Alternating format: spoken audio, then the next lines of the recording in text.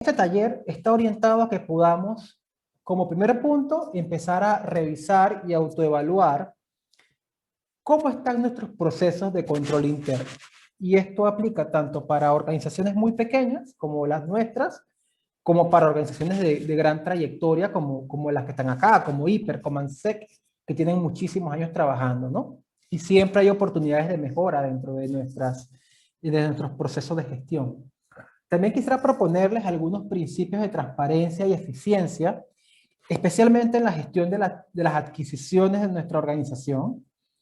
Enumerar cuáles van a ser los principales principios contables y administrativos que nosotros como organizaciones sin fines de lucro debemos cumplir, porque estamos también obligados a rendir cuentas y a operar con los más altos estándares de transparencia, ¿no?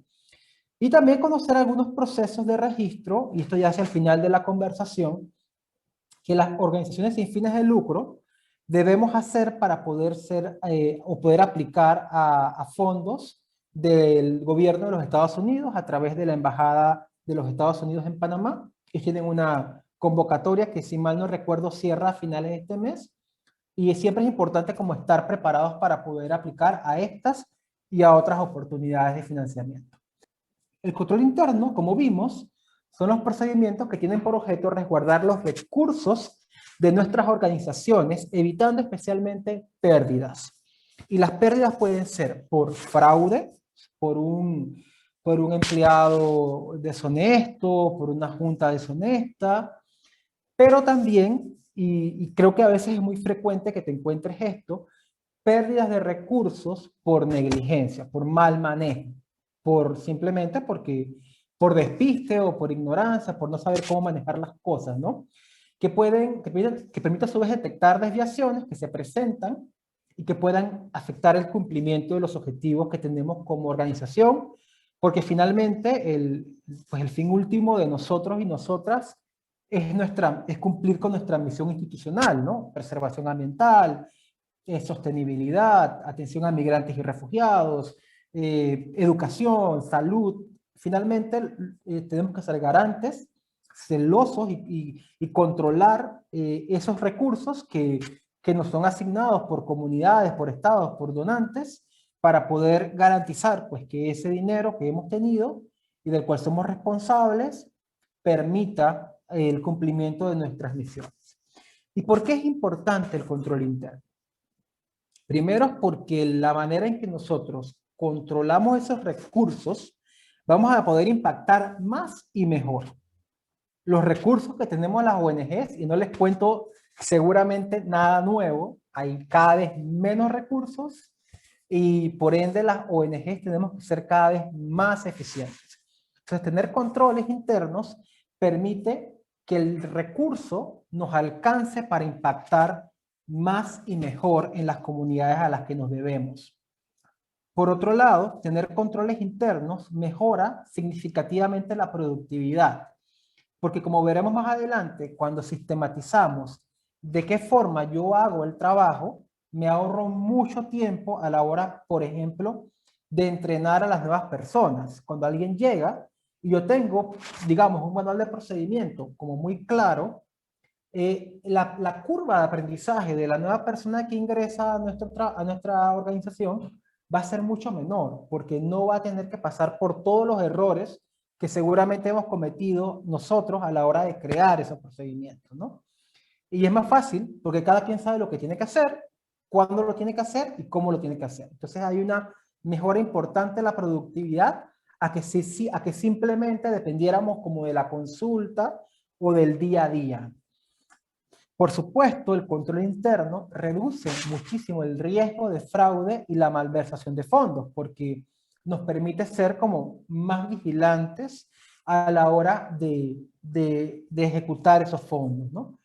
Y, por supuesto, genera confianza. Cuando usted tiene controles internos estables, sólidos, no me refiero solamente a tener un manual, me refiero a que usted en su trabajo, en su día a día, en su gestión, demuestra un adecuado control interno de sus procedimientos y de sus recursos, usted transmite confianza a sus donantes, que es muy importante, porque si usted ejecutó bien un proyecto pequeño de $5,000, de $10,000, con resultados, usted puede demostrar un resultado y usted puede demostrar transparencia, usted es un candidato o una candidata a ejecutar mayores fondos, ¿no? Porque se siente el donante que usted es confiable y que el dinero va a llegar a las comunidades a las cuales les debemos. Pero también, y es más importante aún, diría yo, ganamos la confianza de las comunidades, porque no hay nada peor para una ONG que nuestros beneficiarios crean que nuestros procesos no son transparentes. Eso es muy importante y cuidar esa transparencia ante nuestros donantes, a, lo que nos debe, a nuestros beneficiarios, que son a los que nos debemos, es fundamental.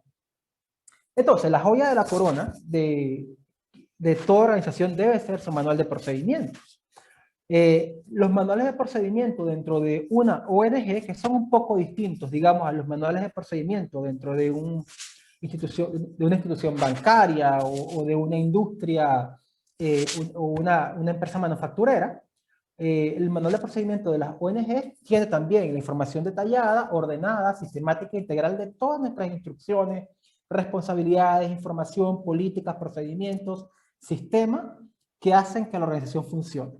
Y usualmente en los manuales de procedimiento de las organizaciones incluye no solamente qué se hace, sino cómo se hace, cómo se registra, cómo se rinde cuentas, pero también incluye elementos éticos, por ejemplo, ¿no? Que a veces no se consideran tanto a la hora de hacer un manual de procedimientos de una empresa, ¿no? Digamos, por ejemplo, ante una decisión, por ejemplo, usted tiene una bolsa de arroz y tiene que entregar esa bolsa de arroz. Recibiste una bolsa de arroz. ¿Cómo decides a quién le das una bolsa de arroz? ¿A qué familia le das una o a cuál no se la das?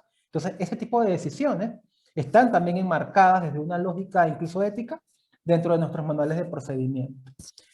Entonces, como les decía, en las organizaciones sin fines de lucro, suele incluir lineamientos administrativos, contables y también programáticos, ¿no? O sea, no solamente es qué cosas hacemos, sino cómo lo hacemos y por qué lo hacemos de esta forma, ¿no? Experiencia previa, cuando usted no tiene un manual de procedimientos y usted decide formalizar esos procedimientos, usualmente hay mucha resistencia por parte de los equipos de trabajo.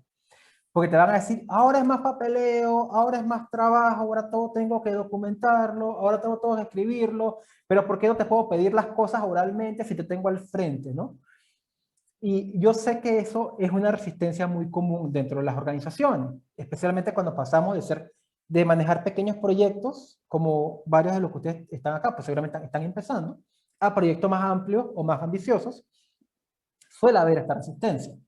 Lo importante es venderlo a nuestros colegas, diciéndoles que no es una camisa de fuerza, sino que realmente los manuales de procedimiento nos ayudan a proteger a nuestro equipo incluso, a evitar errores, a que las cosas, a las decisiones que tomen, estén dentro de un paraguas que les cuida de, digamos, un mal manejo o de que su acción, que quizás tiene toda la buena intención del mundo, pueda ser en contra incluso de la ley, sin que tú lo sepas, ¿no? Entonces, este tipo de situaciones es importante estipularlas y manejarlas dentro de nuestros manuales, y es importante que además de que esté escrito el manual, que nuestro equipo entienda la importancia de que nuestra conducta o que nuestras acciones o nuestros procedimientos tengan un marco de referencia, ¿no? Y muy importante, especialmente, y esto es para las organizaciones como la mía, que son organizaciones pequeñas, el manual de procedimiento es fundamental cuando uno aplica a proyectos más ambiciosos o proyectos de organismos multilaterales. Porque antes de que usted puede hacer una propuesta maravillosa y se la ganó. Se ganó la propuesta y usted va a hacer un proyecto bien interesante en una comunidad. Pero si es un donante nuevo o un donante de un organismo internacional o multilateral, es muy posible que antes de que le suelten el primer pago, ellos se reúnan con usted, con su equipo administrativo y con su equipo programático y le hagan un proceso de precalificación. Ese proceso de precalificación consiste en una revisión previa a la ejecución del proyecto, incluso a la sesión de fondos, para ver que usted tenga controles y procedimientos adecuados para garantizar la transparencia, la buena gestión administrativa y también la buena gestión programática. Entonces, cuando usted llegue a ese punto y usted presente su proyecto y usted se lo gane, tenga por seguro que en esa reunión no le van a preguntar cómo lo haces, te van a pedir el manual. Muéstrame sus manuales. Ah, ok, aquí dice que usted hace esto y que usted respalda sus actividades con estos mecanismos o estos medios de verificación. A ver, ¿me podrías mostrar unos cuantos?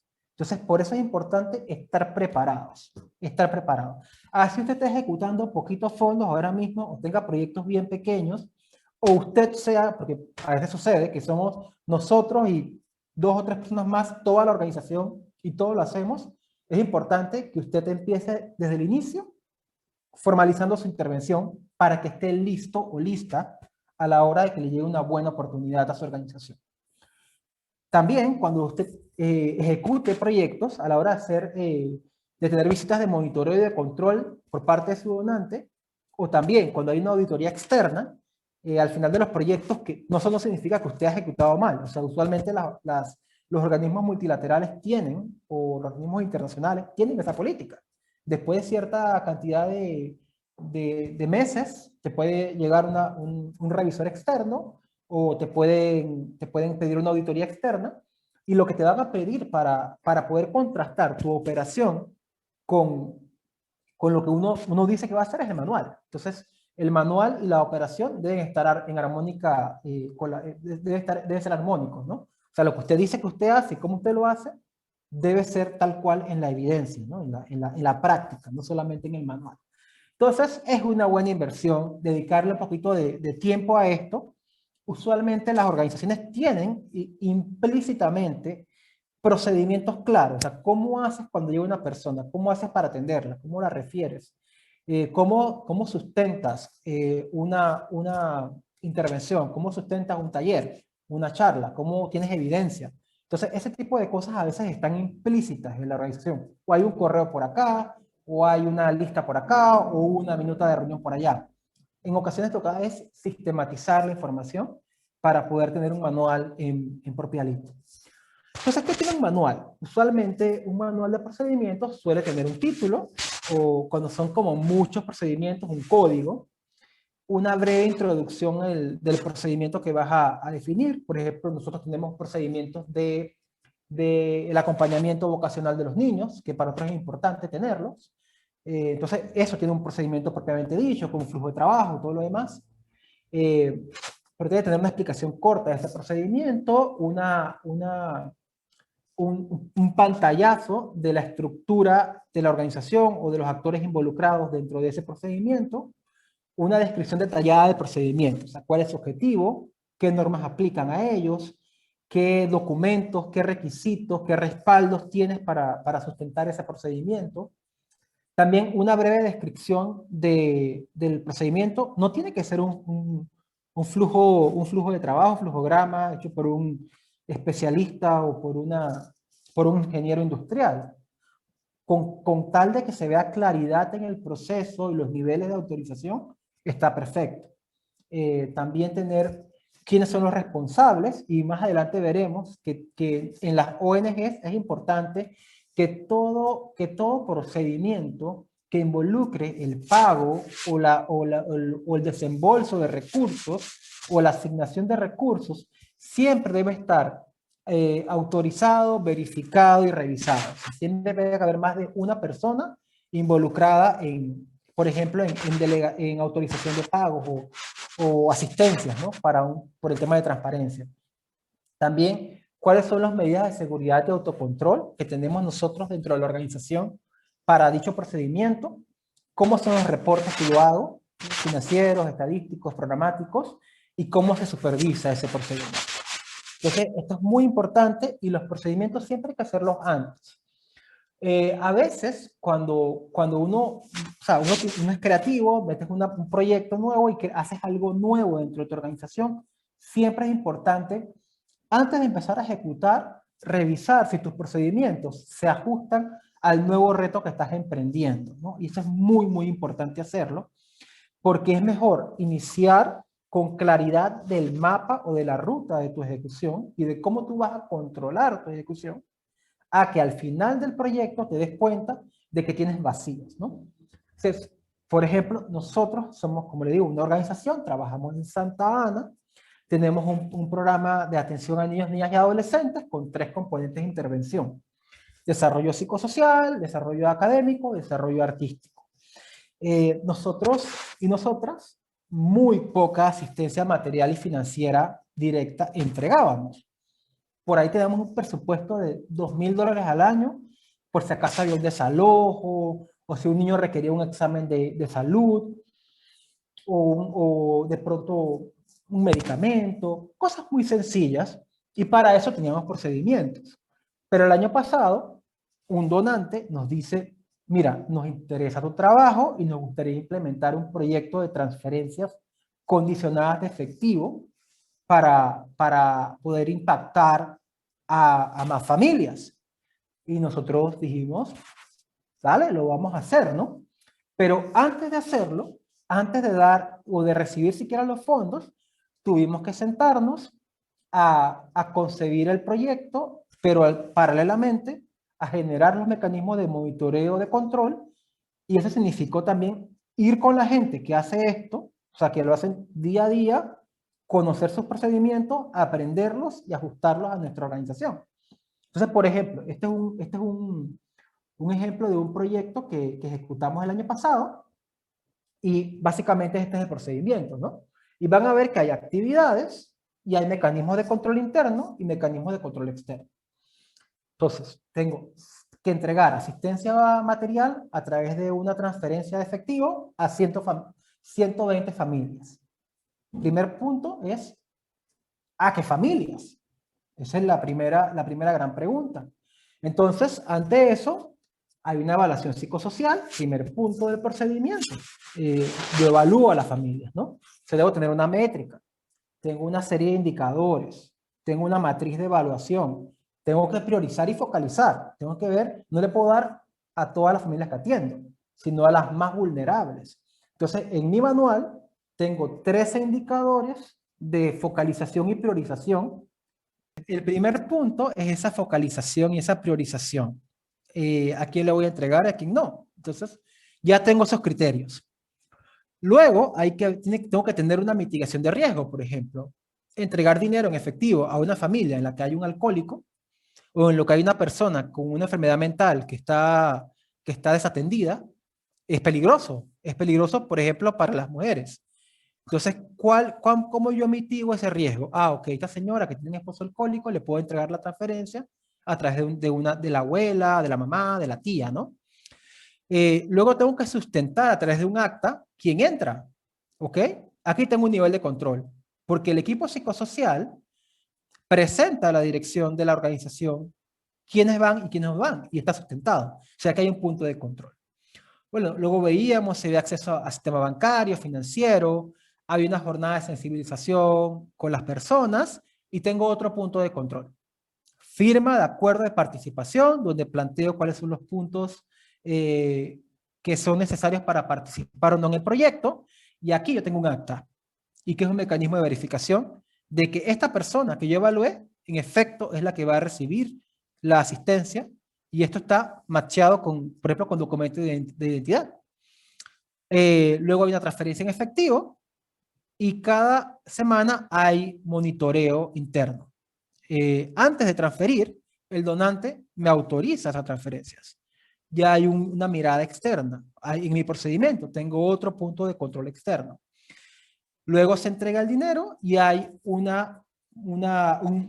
monitoreo externo, un monitoreo post-distribución. De hecho, nosotros ejecutamos este proyecto entre septiembre y febrero de este año, y en este momento está corriendo ese mecanismo de verificación externo, que es como una auditoría que dice y que apunta a verificar si yo en efecto, este lindo procedimiento que les digo que hemos hecho, en efecto lo hice. Entonces ellos van a hacer llamadas, van a revisar los procedimientos, están llamando a la gente para verificar que esto sucedió. Entonces, como ven, el procedimiento me guía a mí, guía a mis colegas, nos ayuda a tomar decisiones difíciles, porque decirle que sí a una persona y no a otra Eso es difícil, especialmente en momentos de pandemia. Pero a la vez guía al mecanismo de verificación externo para que sepa qué es lo que hay que hacer. Ok, entonces, como ven, ese mismo procedimiento tiene diferentes niveles de control. Por ejemplo, ¿quiénes levantan las evaluaciones psicosociales? Las trabajadoras sociales, las psicólogas, pero hay alguien que supervisa. Es decir, en el peor escenario, la psicóloga conocía a esta persona que no está en la comunidad y la metió en el listado.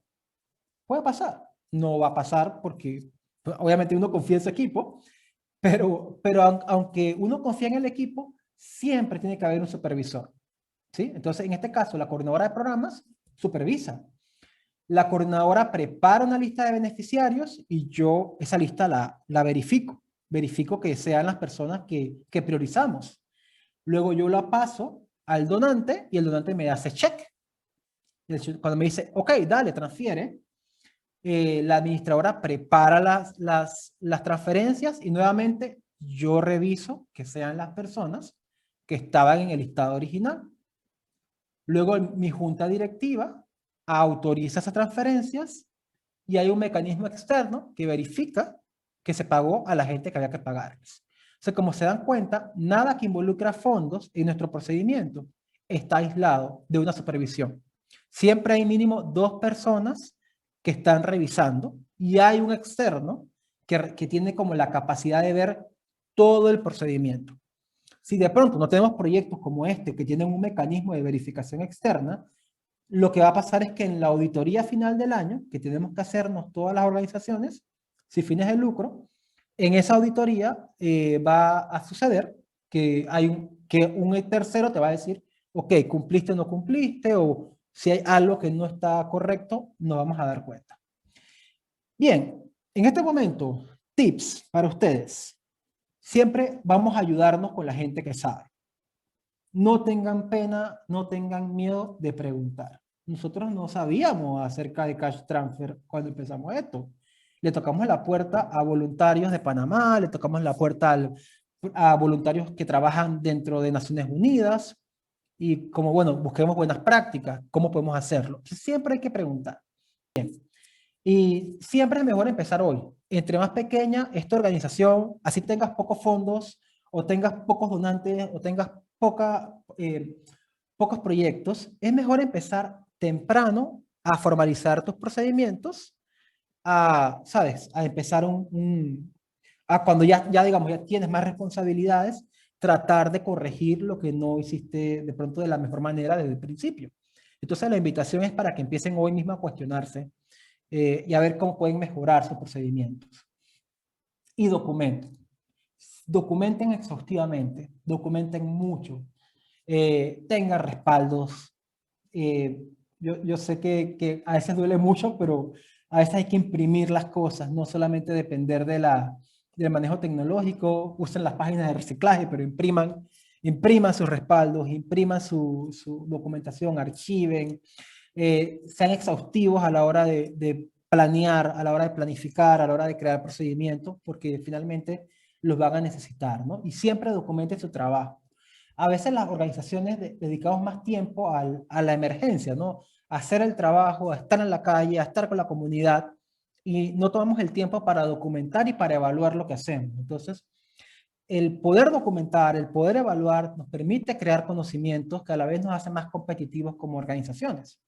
La gestión de las adquisiciones incluye todos los procesos relacionados a la compra, adquisición de productos que no tenemos dentro de nuestra organización o que de pronto no sería eficiente tenerlos dentro de la misma, ¿no? Las compras y las adquisiciones son uno de los puntos más importantes para cuidar, para tener como con gran transparencia, porque en las adquisiciones y en las compras es donde se puede dar mayor malversación de fondos o ineficiencia en la compra de fondos, de recursos. Entonces, mucho ojo. Y esta es una de las primeras cosas que le van a preguntar sus donantes cuando vayan a hacer esas visitas de control. Muy importante que las adquisiciones pequeñas, desde $1 hasta $10,000, estén bien documentadas y bien sustentadas, ¿no? Entonces, usted debe tener un manual de adquisiciones, pero también puede estar dentro de su manual de procedimientos, sin importar el tamaño de la organización. Y a veces lo vemos como que, bueno, pero son $20, son $30. Importante que lo tengan presente. Los manuales de procedimiento y especialmente el manual de adquisiciones debe estar íntimamente vinculado a su código de ética y a su código o a política de prevención del conflicto de intereses. Si usted no tiene un código de ética, corra y reúnase con su equipo y empiece a crearlo. Es muy importante tener un código de ética porque los códigos de ética nos cuidan a nosotros y cuidan a nuestro personal y cuidan a la organización. Más importante que nosotros es la misión de la organización, ¿no? O sea, nosotros estamos de paso dentro de las organizaciones y de paso dentro del mundo. Pero lo importante es que la misión se cuide hace mucho daño cuando una ONG tiene un comportamiento que no es ético, porque nos afecta a todos los demás. Entonces hay que tener códigos de ética y también políticas de conflicto de intereses, especialmente en un país tan pequeño como Panamá. Panamá es muy pequeño, en Panamá todo el mundo se conoce.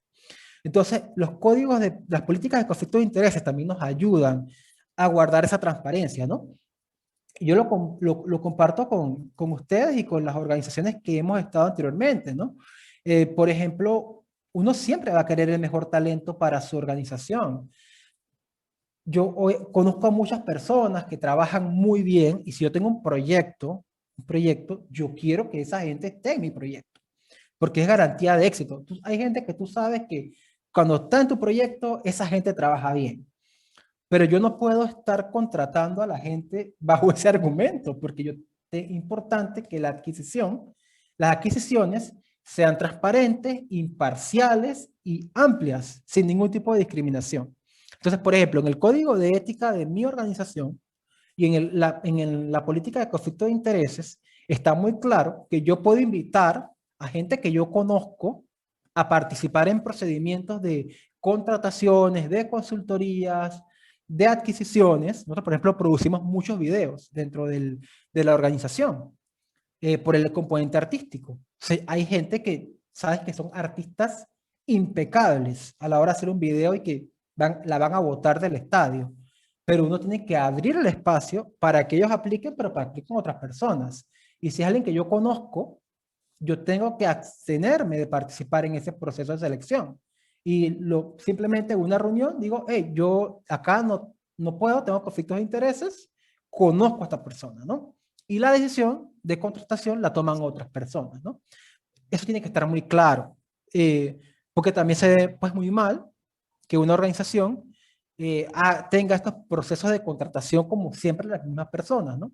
Esto a veces es complicado porque hay personas como muy específicas que conocen o que son como, o sea, por ejemplo, nosotros también tenemos un área artística, trabajamos en los teatros en Panamá no hay muchos. Y resulta que a veces hay personas muy específicas que son las que saben operar los equipos que hay en esos teatros. Entonces, para eso hay procedimientos distintos, cuando hay contrataciones directas. Pero no debe ser lo usual, no debe ser lo más frecuente. Usualmente uno debe abrir a licitaciones transparentes, imparciales, en que todo el mundo pueda aplicar. Hay donantes que te piden que dentro de tus términos de referencia tengas cláusulas explícitas que dicen que tu convocatoria está abierta a todas las personas sin distingo de género, grupo social, etnia, orientación sexual, identidad de género, situación de salud con respecto al VIH, o sea, cualquier tipo de persona debe poder aplicar. Y eso para nosotros también es importante porque te abre las puertas a que tengas el mejor talento en tus proyectos, ¿no? Siempre es importante verificar los antecedentes de los proveedores. Por ejemplo, no solamente que la persona haya quedado bien en otros proyectos, sino también que la persona, por ejemplo, no esté vinculada a prácticas de explotación laboral, explotación sexual, o que haya estado vinculado a temas de depredación del ambiente, por ejemplo, o prácticas no sostenibles o cuestionables. Siempre hay que hacer una verificación de antecedentes, muy importante. Y en el caso de fondos de los Estados Unidos, de la Embajada de los Estados Unidos o del Departamento de Estado, o de sus agencias, ¿no? Del Buró de Población y Refugio, que también dona aquí en Panamá, algunas organizaciones que trabajan con refugiados. También es importante verificar que el proveedor no esté en una lista de sanciones como la de la OFAC, ¿no? Entonces, es importante verificar esto. Y también usted, a nivel interno, debe también tener un mecanismo en el cual usted registra y usted evalúa a sus proveedores. Nosotros, por ejemplo, tenemos proveedores a los cuales están baneados. Si una persona la contrataste y no te quedó bien, no deberías volverla a contratar. Entonces, es importante que esa persona también sepa que, que no puede contratar más contigo, ¿no? Y eso es bien importante que también lo sepan ellos. Bien, otra cosa importante es documentar todo el proceso, desde que usted lanzó la convocatoria, los oferentes, las cotizaciones, el contrato, los términos de referencia, todo documentado. Es más, hay carpetas físicas en las que usted debe documentar todo. Yo tengo un donante que cada vez que tengo control de gestión, una vez cada 4 meses, elige aleatoriamente. Y usualmente te van a elegir contrataciones, que es donde más hay como, o sea, no te van a pedir como una, ¿sabes? Como pásame el recibo del teléfono para ver que realmente pagaste el teléfono. No, usualmente donde te cuestionan es en las adquisiciones, en las contrataciones. O sea, tienen que darte. Tienes que entregarle a tu donante, por ejemplo, una carpeta llena de todo, o sea, desde cuando aplicaste tiraste los términos de referencia, cuánta gente aplicó, cómo fueron las entrevistas, las actas de las entrevistas, los currículums, el contrato de la persona, su documento de identidad, el informe de gestión, todo documentado. Hay que documentarlo todo, especialmente cuando son contrataciones, ¿no? Y es importante que tu código de ética y tu política interna impida recibir o solicitar regalos de proveedores. Esto es muy importante, especialmente en las personas que se dedican a las adquisiciones. O sea, no es posible que una persona reciba un regalo de un donante, no, perdón, de un proveedor. Caso concreto, si usted se dedica a hacer talleres en capacitaciones, UDAIT hace capacitaciones, por ejemplo, y del COVID se hacían en, no sé, en hoteles o en locales.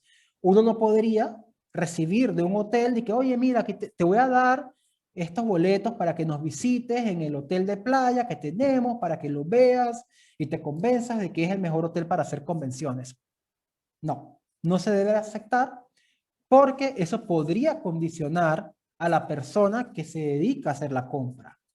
O, por ejemplo, si, no lo sé, el restaurante donde compras los almuerzos de la organización para los niños, te decide mandarte todos los días un plato de comida a ti, tampoco se debe aceptar porque te condicionas. Es una forma de condicionamiento y se presta a malos entendidos y se presta a malas prácticas. Entonces debe estar prohibido.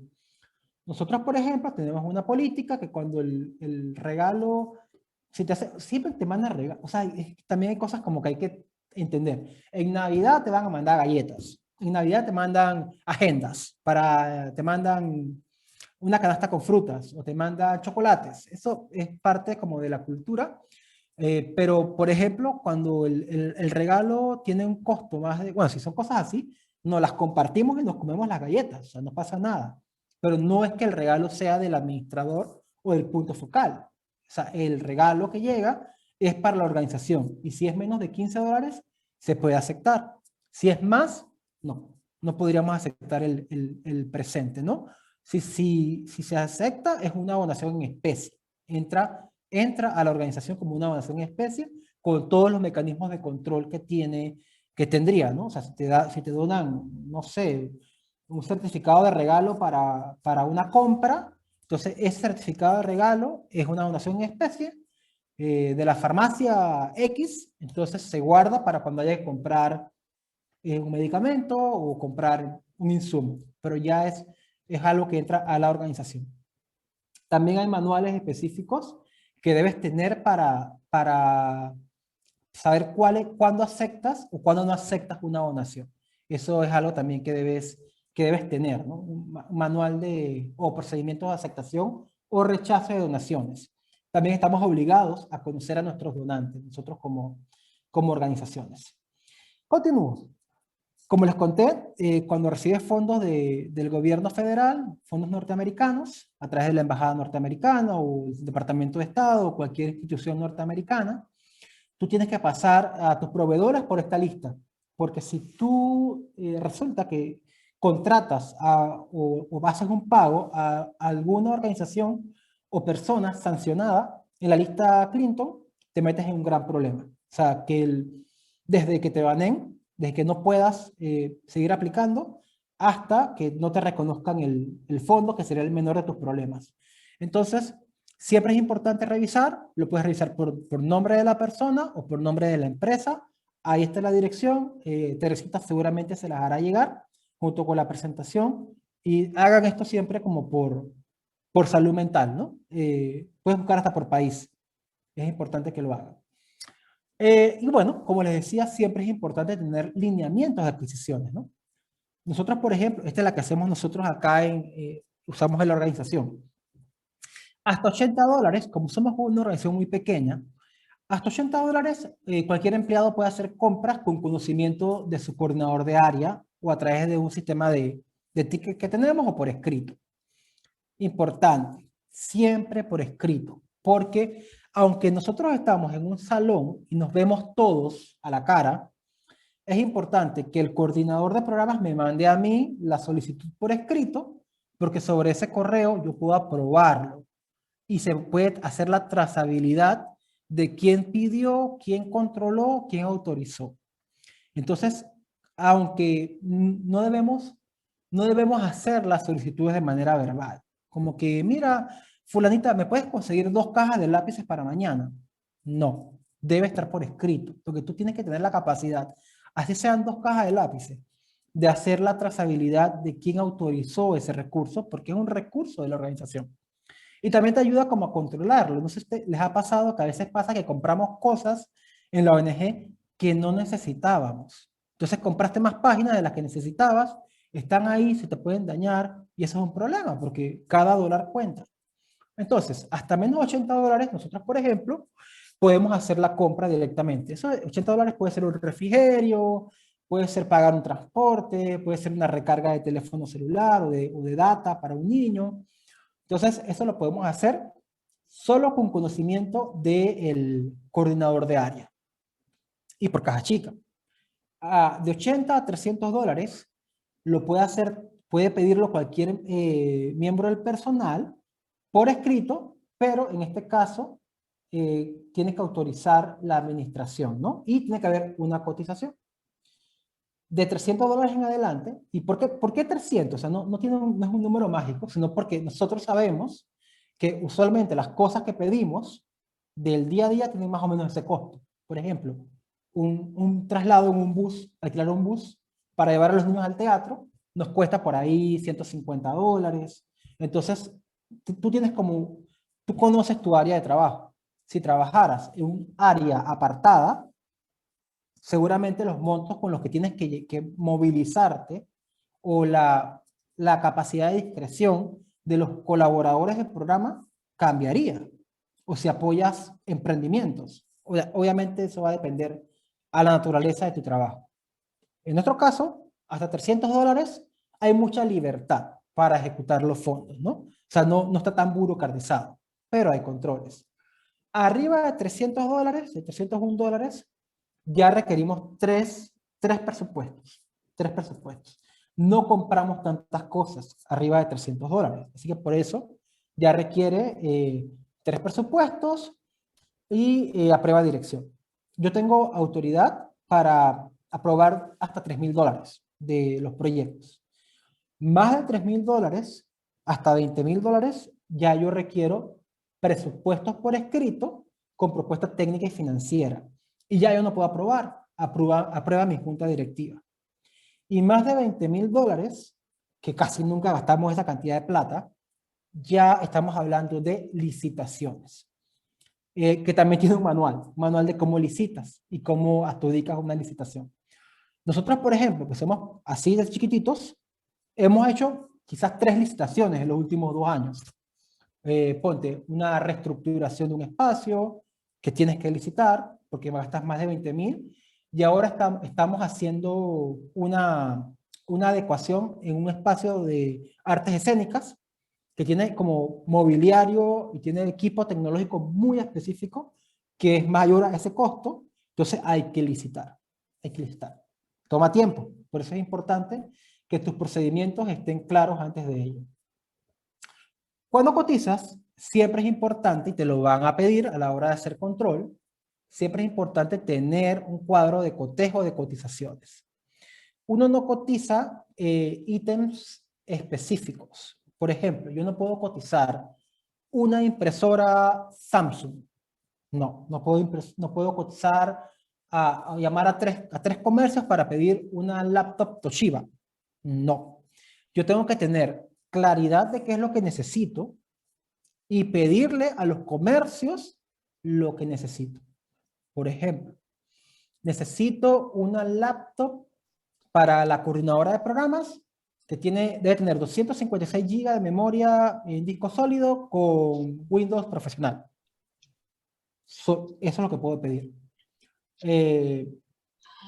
Con procesador X y 5. Si yo le escribo a los proveedores y les digo, esto es lo que necesito, y ellos me van a decir, ok, para eso tengo este modelo y este modelo. Como ven, no es que estoy cotizando productos similares, de similar calidad. Entonces, voy y llevo esto a mi cuadro de cotejo. Teresa, tengo un micrófono abierto, si me podrías ayudar apagándolo, por favor, te agradezco muchísimo. Entonces tengo que llevarlo a este cuadro. Proveedor 1, proveedor 2, proveedor 3, de acuerdo al monto. Entonces, cuando yo tengo mi proveedor, uno me dice que me la vende en $700, otro me dice que me la vende en 600, otro me dice que me la vende en 750. ¿Tengo que elegir el más barato? No necesariamente. Tengo que justificar por qué lo elijo.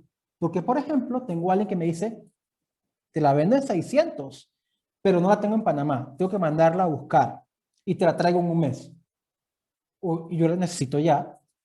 Me sale mejor comprársela a alguien que me dice, mira, te vale 700, pero te la entrego el día de hoy. Entonces, uno lo analiza y tomas tu decisión.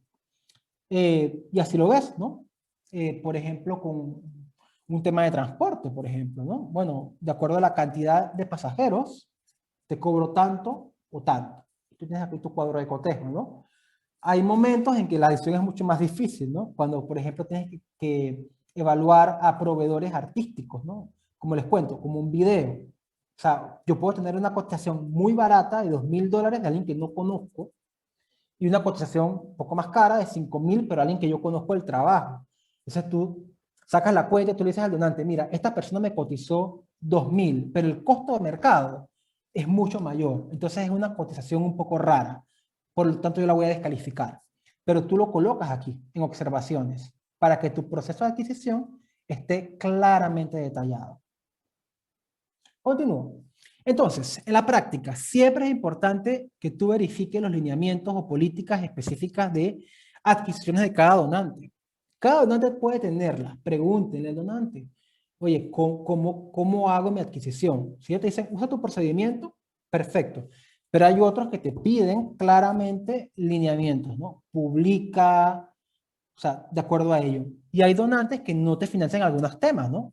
Por ejemplo, muy pocos donantes te van a financiar construcción. Si usted escribió en su proyecto y en su presupuesto que iba a gastar en ejecución y usted gasta en construcción, es posible que no le acepten ese gasto, ¿no? Entonces siempre, si hay duda, pregúntele al donante.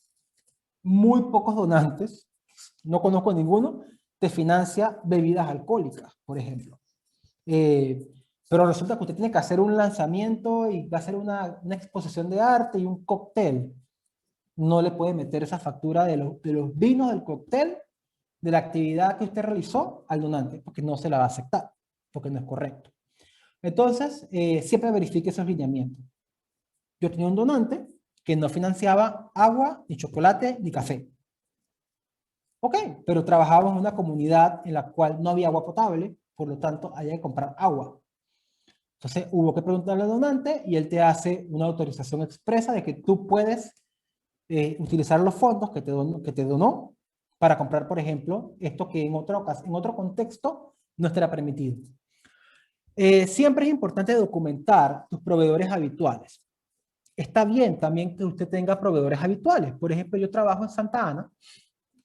Nuestra política es fortalecer la economía local y para nosotros es importante que en la medida de las posibilidades podamos comprarle a proveedores del barrio siempre y cuando los costos sean accesibles. Entonces yo tengo mi lista de proveedores habituales. La señora de la comida es la señora fulana. ¿Por qué? Porque me da crédito, porque me lleva la comida al local, porque es local, porque es del barrio. Pero lo tengo justificado. Si mañana un donante me pregunta, oye, ¿por qué te la compras siempre a la señora María la comida? Mire, aquí está en mi lista de proveedores habituales, aprobado por junta directiva. Transporte. ¿Por qué siempre contratas a la señora Dora? Bueno, porque la señora Dora, yo trabajo en Santa Ana, Chorrillo, Barraza.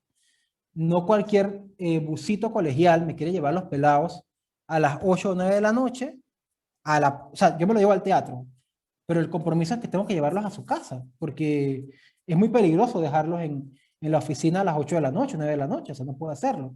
Entonces tengo que llevar a los niños casa por casa. Y el proveedor que hace eso es ella. Entonces, mi proveedor habitual. O de pronto hay una compañía que me lleva los productos de oficina a la puerta de la oficina. Entonces, por eso les compro a ellos, ¿no? O hay un proveedor X que me dona todos los meses un porcentaje de compra, de crédito, a favor. Entonces, por eso los compro con ellos o me hace un descuento. Entonces, pero está documentado. Está documentado en mi lista de proveedores habituales que todos los años se renueva y se actualiza. ¿Por qué le compro a esta persona? Por esto, esto, esto. También es importante prestar atención a las compras menores. O sea, a veces en las cajas chicas se pueden ir mal los manejos, no se da cuenta. También cuál es el procedimiento interno para pedir fondos e insumos. ¿Cómo nos pedimos las cosas, no? Está bien documentado. ¿Cómo garantizas que cuando uno pide algo no es algo que ya está en la oficina o que se daña? Uy, cómo duele, ¿eh? ¿Cómo duele cuando uno se encuentra cosas en la oficina dañadas? Eso duele mucho. A mí me da mucho dolor y a veces un poco de rabia encontrarme con cosas dañadas, porque como que, hey, ven acá, la plata cuesta mucho y no podemos darnos ese lujo de malgastar recursos. Y siempre tengamos claridad en expediente de las contrataciones que realizamos. Otra cosa importante, y disculpe que vaya tan rápido, es que en los donantes, si usted tiene un donante que le paga toda su operación del personal, agradezca y dele mucho cariño a ese donante. Pero usualmente uno tiene que, para poder pagarle a una persona, encontrar varias fuentes de recaudación, porque nadie te paga, o muy poca gente te paga, a un maestro, por ejemplo, durante todo el año. Eso no es común. Entonces, por ejemplo, resulta que yo tengo que contratar una maestra y esa maestra me cuesta $800 por año, por mes. Entonces, yo tengo que meter a 3 propuestas para poder ganar ese dinero, para poder recaudarlo. Entonces, mi donante número 1 me da el 25%, mi donante número 2 me da el 25%, mi donante número 3 me da el 50%. En aras de tener transparencia, yo no puedo decirle al donante o reportarle el salario completo a los 3 donantes de la misma persona. Eso no será correcto. Para transparentarlo, yo hago una hoja de tiempo o un timesheet, que es muy común usarlo en proyectos.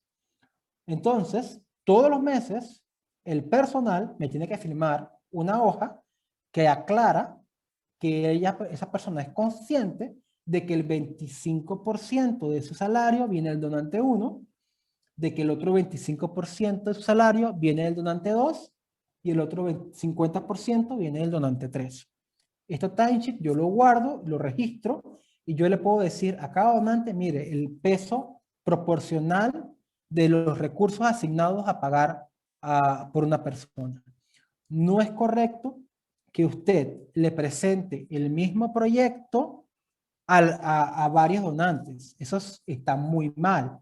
Pero si los donantes entienden que hay costos compartidos, que a veces usted tiene un porcentaje que se lo da a su donante y que tiene que conseguir una contrapartida, y usualmente esa contrapartida es a través de un segundo donante. Pero debes transparentar. Tu donante debe saber a qué corresponde el dinero que te ha donado y por ello esto ayuda. Bien, algunos principios importantes que debemos tener a la hora de ejercer nuestros controles son los siguientes: transparencia, integridad y cumplimiento. Estamos obligados a ser transparentes, a ser íntegros y a cumplir con lo que nos pide el Estado, con actualizar nuestros datos, con presentar todos los años ante el Ministerio de Gobierno nuestra actualización de datos y nuestros estados financieros, ¿no? Eso hay que hacerlo, hay que hacerlo. También es importante recordar que tener información clara nos permite tomar mejores decisiones. Finalmente, todo esto es importante por la mirada externa, por transmitir confianza. Pero también, queridos y queridas colegas, también es importante porque cuando tú sabes claramente en qué gastas tus fondos y en qué se te va la plata y qué procedimiento es más costoso que otro, encuentras formas de tomar mejores decisiones. Siempre es importante también identificar la fuente de tu financiamiento. Yo soy enfático con mi equipo de administración de que en una ONG una cosa puede representar muchas cosas. Una hoja de papel una hoja de papel puede ser un material de programas para trabajar con niños, un material educativo o puede ser material de oficina. Entonces es importante que tú sepas esa resma de papel a qué corresponde y qué donante lo vas a cargar, porque te permite sincerar tus gastos, saber cuánto te gastas realmente en administración, cuánto en programas, cuánto en atención directa, por ejemplo, ¿no? También es importante documentar respaldos, soportes, archivos bien exhaustivos. Y siempre es importante utilizar el principio de 4 ojos. Es decir, siempre, cualquier tipo de desembolso o de pago o de asistencia directa que tú realices debe estar conectada con una fuente de autorización. O sea, debe haber alguien que lo autoriza. Ok. Bien, importante. Siempre es importante definir y dividir responsabilidades a la hora de realizar pagos. ¿Quién solicita, quién prepara, quién autoriza, quién ejecuta y quién registra? Bien. También es importante registrar clara y oportunamente los ingresos y los gastos de tu programa. También es importantísimo, y esto sí voy a ser bien enfático, diferenciar entre costos directos y costos indirectos. Uno no puede registrar en su catálogo contable toda la gente con la que tú trabajas como personal administrativo, porque luego tu organización va a parecer como que tienes un pocotón de gente contratada y que no te gastas la plata en lo que te tienes que gastar la plata, en lo que estás contratando gente. Y realmente no es así. Por ejemplo, yo tengo que contratar maestros de danza, maestros académicos, equipo psicosocial, pero ese equipo es de programas, no es un equipo administrativo. Es decir, si no tengo programas ejecutando, no tendré esas personas. Entonces es importante definir quién está en programas y quién está en administración, ¿no? Que no es lo mismo. Y a veces pasamos malos ratos, porque cuando vas a ver, como, ¿qué pasa, no? Y luego también hay otras consideraciones que son más éticas, ¿no? Cuando una persona cuando tú aplicas a unos fondos y te dicen, ok, ¿cuánto puedes tener en recursos humanos? Solamente es 20% y lo más es 40%, ¿no? O sea, tienes que también que respetar esos límites que te propone tu donante. Y también hay donantes que son muy frescos y que te dicen que te quieren dar todo para programas. Y yo no acepto, desde mi organización no aceptamos esos tratos porque Porque también hay un tema de dignidad del trabajo, pues. O sea, si usted me da a mí $100 para que lo invierta en becas para los niños, tiene que también saber que para que esa beca ¿sabes? El dinero se utilice adecuadamente, tiene que haber un equipo monitoreando esos dineros. Entonces, tiene que haber personal involucrado, ¿no? Entonces, pero obviamente respetando estándares razonables. Y nunca perdamos de vista el presupuesto, porque a veces es muy triste cuando uno termina de ejecutar un proyecto y te das cuenta que te gastaste más de la cuenta y tuviste que sacar fondos de la organización para poder, ¿sabes? Como sacar. El tema de las facturas. Esa es otra pelea con nuestros colegas de las organizaciones. Las facturas deben ser fiscales, preferiblemente dejar de lado las facturas a mano, y si tu proveedor te sigue dando facturas informales, uno le dice muy amablemente, señora fulana, mira, a partir del otro año tenemos que pasar a que me entregue facturas fiscales. Hay donantes, especialmente los del Estado, Senacid, Mides, que no te va a aceptar facturas que no sean fiscales o facturas preimpresas. Entonces es importante que tengas esto presente. La factura debe incluir nombre, dirección y contacto del proveedor, nombre, dirección y RUC de la organización a la que le está prestando los servicios, claramente qué te está dando. Por ejemplo, no vale que te pongan alimentación, 150. No, tiene que decirte alimentación, 30 platos a $5, $150, ¿no? La cantidad de los bienes ofrecidos, el precio y el total, para que sea transparente. El total. Y siempre una firma de recibido conforme. Ahora usted me dirá, es que yo trabajo en el Darién o en la comarca 9, y usted, el que ha trabajado por allá, sabe que allá no hay facturas fiscales. Entonces, usted tiene que crear un procedimiento o dejar por escrito cómo usted va a respaldar esas facturas. Por ejemplo, usted puede decir, ok, voy a aceptar facturas voy a llevarme como FEC, voy a llevarme facturas preimpresas de imprenta, seriadas, que me permitan llevar un control de la factura 1, 2, 3, 4 hasta el infinito.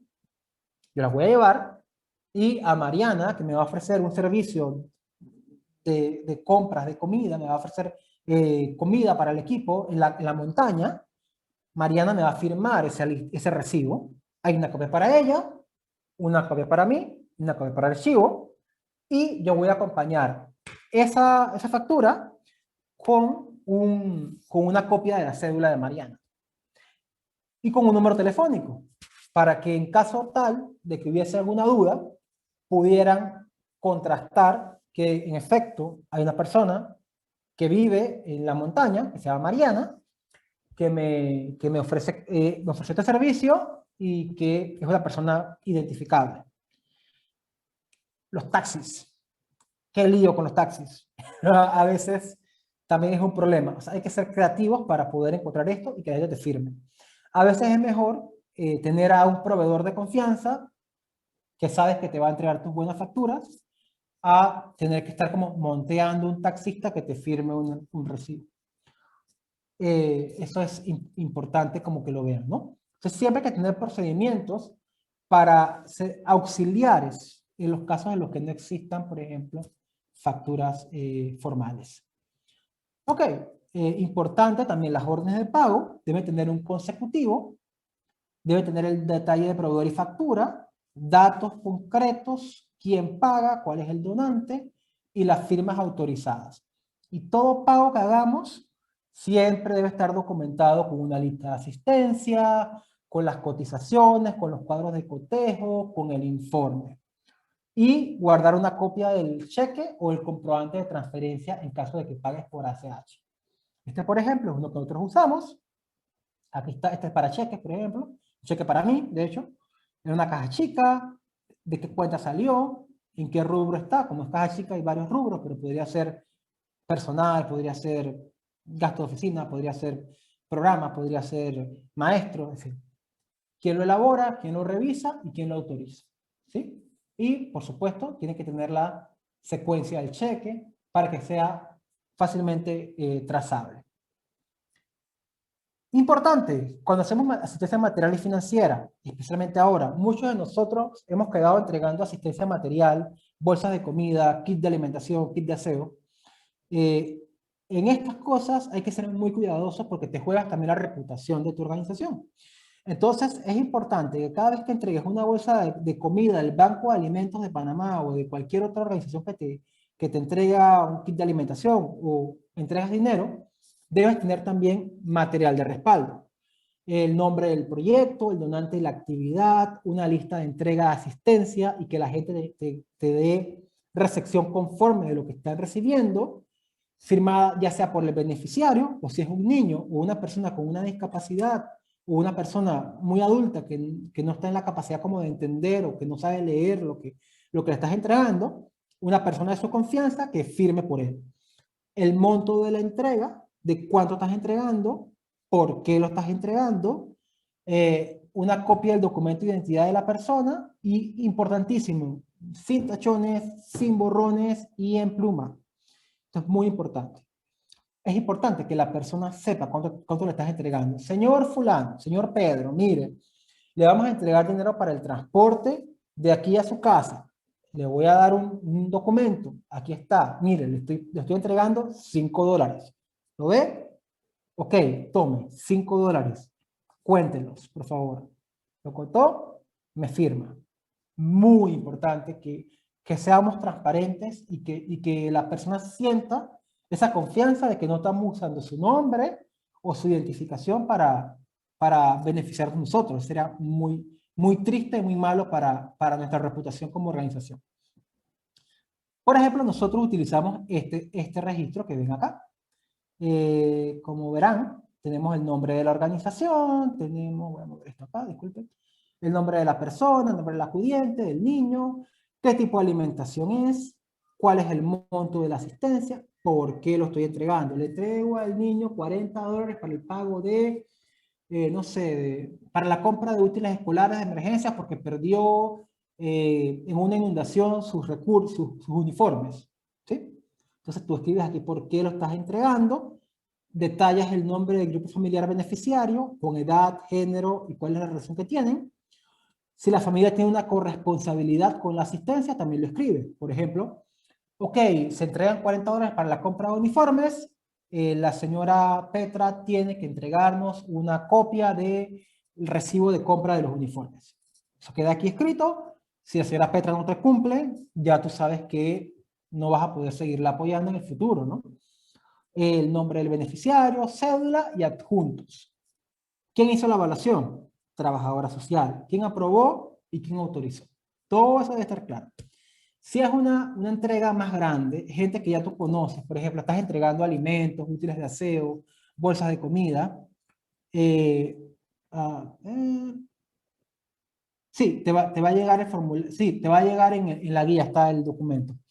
Ok, por ejemplo, este lo usamos nosotros también para entregar donaciones, ¿no? Viene la gente a recibir las bolsas de comida del Banco de Alimentos, entonces que todo el mundo te firme, su nombre, su cédula, cuánta gente en la familia y firma de recibido. Esto asumiendo que yo tengo los ID, la copia de las cédulas de estas personas conmigo. Si no las tengo, sáquele copia. Es más, si le puedes sacar copia a todas las cédulas de todo el grupo familiar, mejor. Porque así te puede decir a quién le llegó esa asistencia. Y siempre tengamos un inventario de los activos.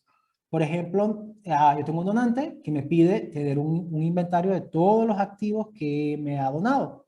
Entonces, por ejemplo, yo tengo que me donó en el 2020, en enero, una impresora láser. ¿Cuánto me costó la impresora? ¿Dónde está? ¿Y cuál es su condición? ¿Sí? ¿Dónde está ubicado? A veces pasa que también te donan inactivos, perdón, intangibles. Por ejemplo, nosotros compramos unas licencias de música, estas dos licencias de música están aquí, son perpetuas, eh, así que no hay digamos, no tienen una fecha de caducidad, así que las guardo como dentro de mis archivos. Es un intangible. Cuándo lo compré, cuánto me costó y dónde está. ¿Sí? Está en un archivo donde aparece digamos, el comprobante o la licencia de la música que compré. Entonces siempre aparece ahí. Antes de desechar un producto, siempre hay que preguntarle al donante qué hacemos. Si, por ejemplo, te robaron una computadora, hey, hable con su gente. Mejor que si te van a robar y, o sea, siempre tener un backup, las cosas en la nube, entrega tu computadora, no pelees por una computadora, no queremos que a nadie le hagan daño por un equipo. Si te la robaron, usted le informa a su donante, mira, me robaron, me asaltaron la computadora. Obviamente, si usted no fue negligente, no tiene que haber ningún problema, o sea, va a salir de una comunidad, donde tienes una charla, te asaltaron, la entregaste, punto. Tiene que haber una denuncia, obviamente una denuncia, y en esa denuncia uno explica lo que pasó y se la presenta al donante y él te va a indicar cómo haces para desclasificar ese insumo, ese recurso. O si se dañó, tú le dices, mire, resulta que se me dañó el proyector multimedia, ya pasó la cantidad de años útiles, ¿qué hago? Descártalo, recíclalo, o te dice, no, mira, necesito que lo guardes hasta que yo te visite en una vista de control para ver qué hacemos. O se acabó tu proyecto. Entonces se me acabó el proyecto, el activo que me dieron, la computadora, tiene 3 años de uso de vida útil y estaba en el año 1.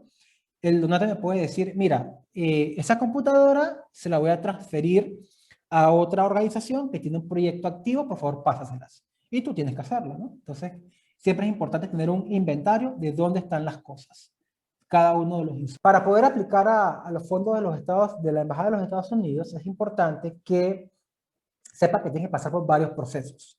En estos procesos, usted tiene que llenar información. Esta información tiende a estar cruzada entre los 3 sitios web que van a aplicar y no lo ve un ojo humano, lo ve está mecanizado, está automatizado. Entonces, toda diferencia pesa. Por ejemplo, el símbolo con que lo aplicó, si fue mayúscula, si fue minúscula, si tuvo acento, no tuvo acento, espacios, lo que sea, el sistema le va a marcar a usted como si fuera un error.